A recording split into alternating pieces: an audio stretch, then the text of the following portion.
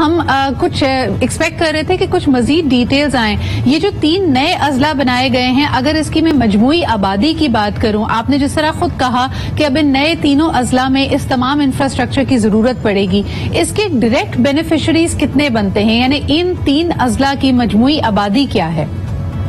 دیکھیے، ایگزیکٹ آبادی میں اس وقت آپ کو کوٹ نہیں کر سکتی، لیکن اگر ٹوٹل آبادی آپ مجھ سے پوچھیں کہ بلوچستان کی پورے بلوچستان رقبے کے لحاظ سے تو ہمارا صوبہ سب سے بڑا صوبہ ہے پاکستان کا، 43% آف دا پاکستان، اور اس کے ساتھ ساتھ جو ہماری آبادی ہے وہ 1,20,30,00,000 اس طریقے سے جو ابھی تک کی ہمارے سینسز ہیں اس کے مطابق. لیکن اس طرح کا کوئی بھی ایڈمنسٹریٹو فیصلہ عمومی طور پہ وہاں کی آبادی اور اس کے جو ٹوٹل نمبر آف بینیفیشریز ان کو دیکھ کے کیا جاتا ہے. دوسرا مجھے بتائے گا، اسی پریسر میں بات کی گئی، ہمیشہ ہر حکومت کے سامنے جو آفیسرز ہیں ان کی تقرریوں کا معاملہ بڑا اہم ہوتا ہے. اس وقت تقریباً 361 لوگوں کی جو تقرری تھی، یعنی وہ ایک طرح سے سسپینڈڈ تھے، ان کو دوبارہ طور پہ ری انسٹیٹ کر رہی ہے دا منسٹری آف کمیونیکیشن.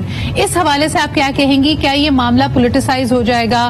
یہ جو 361 تقرریاں ہیں اس کے بارے میں کچھ ہمیں بتائیے. آپ کو بتاؤں کہ بلوچستان میں بہت سے ایسے ڈپارٹمنٹ تھے جہاں پر جو لوگ جاب لیس تھے، آف کورس ان کی بڑے مسائل تھے جاب کے حوالے سے، لیکن جیسے ہی موجودہ حکومت نے اپنی ذمہ داریاں سنبھالی، جہاں CNW کا بھی میں ذکر کروں گی کہ 361 ملازمین برطرف تھے، ان کو بحال کیا گیا ہے. اور دیکھیں، یہ موجودہ حکومت کی پرائرٹیز میں سے ترجیحات پہ ہم نے یہ چیز رکھی ہوئی ہے. آپ کو پتہ ہے روزگار کا بہت بڑا مسئلہ ہے، وہ تو پورے پاکستان میں ہی مسئلہ ہے، اور پھر بلوچستان جو ہے وہاں پر تو انڈر ڈیولپمنٹ کے بہت سارے مسائل ہیں، اور اسی طریقے سے روزگار کے بہت سے مسائل ہیں. لیکن اب چیف منسٹر نے اس سے انیشیٹوز بھی لیے ہوئے، ہمارے آنے والے بجٹ میں بھی، بلکہ اس حوالے سے بہت سے ایسے پلانز ہیں کہ روزگار کے مواقع اپنی عوام کے لیے زیادہ سے زیادہ مہیا کیے جائیں. اور اسی طریقے سے جس طریقے سے یہ جو برطرف ملازمین تھے ان کی بحالی ہے، یہ بڑی خوش آئند ہے. اور یہاں پہ میں ایک اور بات قدرہ یہ کرتی چلوں، دیکھیے بلوچستان کا جو شیئر ہے ہمارے بجٹ میں، فیڈرل بجٹ میں، آپ کے پروگرام کے تھرو میں آنریبل پرائم منسٹر کو بھی یہ ریکویسٹ کروں گی کہ وہ اس کو ریویو کرے، کیونکہ بلوچستان کے جو مسائل ہیں وہ انڈر ڈیولپمنٹ ہونے کی وجہ سے ہیں.